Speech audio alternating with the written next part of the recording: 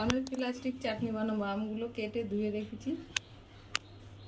এবারে এই যে এখানে 750 আম আছে, আমি 750 চিনি দিলাম। চিনিটা এতটাই লাগবে। আধ ঘন্টা তুলি ভালো হবে। দেখি কতক্ষণ রাখতে পারি, আধ ঘন্টায় রাখবো, চেষ্টা করবো। দিয়ে তুলাম টেস্টটা আনার জন্য, লবণটা না দিলেও হবে। আম এখনকার আম খুব টক, চিনি যদি লাগে আবার পরে দিতে হবে।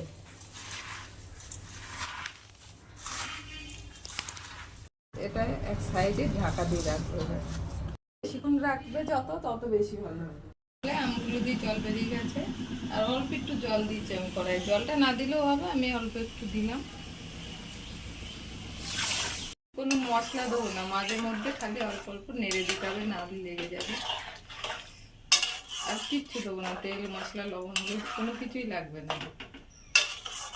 ঠিক চাটনি আছে। আমগুলো কিন্তু গোটাই আছে, ঠান্ডা হলে আরও শক্ত হয়ে যাবে। নামিয়ে দিলাম। হয়ে গেছে প্লাস্টিক চাটনি। ভিডিওটা ভালো লাগলে লাইক কমেন্ট অবশ্যই করবেন, কমেন্টে জানাবেন। ধন্যবাদ। হয়ে গেছে বন্ধুরা প্লাস্টিক চাটনি।